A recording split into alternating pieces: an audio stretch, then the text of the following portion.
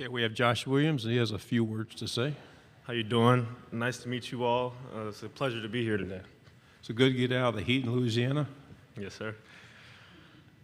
Okay, we'll open for questions. We'll start here on the front row, and then we'll go to the second row. Josh, just what's it mean to you to be in the position you're in? You grow up a big LSU fan. You go to LSU. When you had offers from other schools, you kind of took a chance, bet on yourself to get to this point, and now going into the season and the spot you're in, just what's the emotions like for you? It means everything in the world for me to be here in this spot that I'm in. Coming into LSU as a walk-on and seeing the guys that participated in the SEC media days and what they meant for the team and what they meant to the coaching staff, just to be in the position I am now, it just feels amazing. Second row on the left. Hey, Josh, KCOU 88.1 FM Columbia. Coach Kelly talked right before you. He said, if you can't run the ball, you may as well make your way to the concession stand, go home. Against Georgia in that SEC championship, 2.5 yards per carry, what do you have to do and what does your offensive line have to do to make sure that you guys can run the ball in a game where you're playing against a team like Georgia, a national championship caliber team? I believe that we just have to go back to the drawing board and just take it day by day. I think that staying consistent in practices and going hard every single day will eventually and ultimately take that away. Right side, third row. Corey Curtis from News 2 here in Nashville. Welcome to town. Commissioner Sankey talked today about there needing to be some congressional oversight to create one unified message on NIL, kind of to simplify the process for everyone involved. How much do you think that would help players as they look to make the move into college football? I think it'll be a great opportunity for players, not only because it'll give them more opportunities to focus on football alone, and the NIL deal will kind of take more of a back burner, and we wouldn't have to give as much energy to it. Left side, second row. Chris Farblin, KCOU 81 FM. Josh, you were one of the few players that still has a connection to that 2019 national championship team. As a true freshman being on that scout team, I just want to ask, having the opportunity to come into college and being just practicing, being around all those future NFL players, how did that help you develop into the player you are here today? I would say the main thing that helped me was seeing the consistency that they put in each and every day. You know, when you see guys like Joe Burrow and Jamar Chase and Clyde Edwards-Helaire come in each and every day, going the extra mile, doing the extra small detailed things, that's what showed me what works, the consistency. Okay, we'll stay on the left side. Dan Peck, ESPN 1067 in Auburn. I'd love to know just the differences between last offseason, new coaching staff, you know, coming off the end of the Orgeron era to now, you know, coming off a division championship. Just what's been different about this offseason, especially compared to last offseason? I would say that this offseason, there's a lot more confidence in the building. You know what I mean? Everybody knows everybody. We're comfortable. We have a lot more transfers in. Also, I would say that Coach Flint also made a comment that when he first came in last season that he really couldn't do his full strength and conditioning program as if he would if he were already here. But this offseason, we have been picking it up, doing a lot more, and he's been congratulating us and applauding us every week, so I know we're doing well. Left side, third row. Tyler Shaw with KBTX at College Station. Just curious, the way you guys ended that regular season, you know, in College Station at Texas A&M. What do you remember from that game, and just kind of the feelings you had of, you know, ending the regular season that way? You know, it was a tough game for me because I wasn't able to play, and I'm from Houston, Texas, and you know I know everybody at A&M, and it was a tough deal for me. But I learned that I could be more of a vocal leader.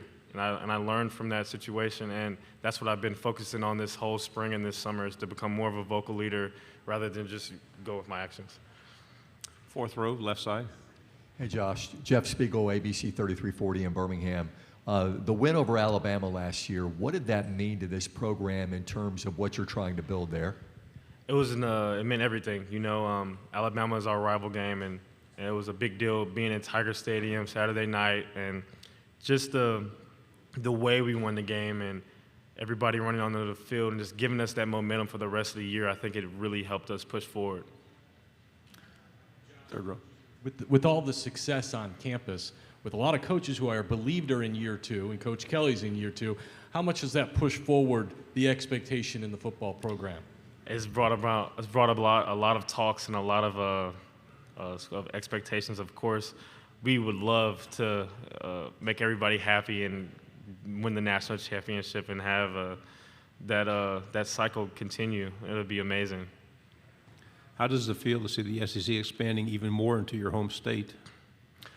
I love the fact that the SEC is expanding more to Texas. I feel like a lot of kids from Texas leave Texas because they want to play in the SEC. But now that they're bringing it more to to Texas, I think it's a great thing for football. Second row, left side. It seemed like last season you guys had incredible success in close games, and I was just wondering if there's anything about the team that you think led to the fact that whenever the game came down to one possession, it felt like LSU won. I believe that the guys in our locker room, we're very tight-knit, and we don't take losing lightly. We're very competitive, even in practice, or it could be a bag toss. Everybody on the team is very competitive, and when we're in a close, tight game and you have your head coach, Coach Kelly, pouring his heart out into you, telling you to give it your all, we just go out there and give it our all, and we just throw our hearts against the line for the win. Right here in front row. Noah Groniger, Starcade Media. From growing up being an LSU fan to being a walk-on to earning that scholarship, what was kind of the most surreal moment where you're looking around like, man, this is it. This is what I dreamt of?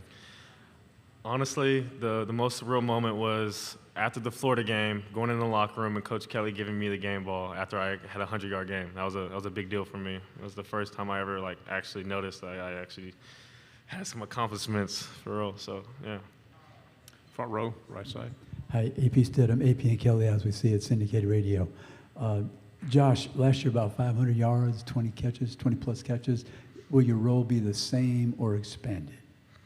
It's ultimately up to Coach Kelly what my role will be. All I know is that I am going to stay consistent each and every day and give it all I have. Two final questions right here, and then we'll go over here. Chris Farblin, KCOU 81 FM Columbia. So you've been at LSU now, this is entering your 5th year. You spent 3 years under Coach O, now entering your 2nd year in Brian Kelly. My question here is, what really is the biggest difference in between Coach O and Brian Kelly and how they carry themselves, really just from like a day-to-day operation in LSU football? Well, you know, coming into LSU, Coach O ultimately gave me the opportunity to earn a scholarship here. And Coach O is a lot more outspoken, a lot more loud. But he ultimately did give me the opportunity to come here as a walk-on and earn that scholarship, which he did give me. So I love Coach O forever for that. And Coach Kelly, it's a lot of similarities. They're both great coaches, but Coach Kelly is a lot more deep. I feel like Coach Kelly gave me the opportunity to become more of a leader. He gave me the opportunity to actually start in a game. And not only that, but I feel like Coach Kelly has helped me become more into my own as a man, as a confident person. So they're both great day to day. I mean, I wouldn't ask for any other coaches. Final question. left side. Corey Curtis again. And last, but just want to ask you about the conference this year. The fact that how strange is it not to be playing for the SEC West title? I mean, you got 14 playing for one spot. I actually think it's pretty different, but I mean, I'm excited for it. I mean, I'm just excited for the future. I think that it'll be good for the SEC in the years to come. Thanks, Josh. Appreciate it. Yes, sir.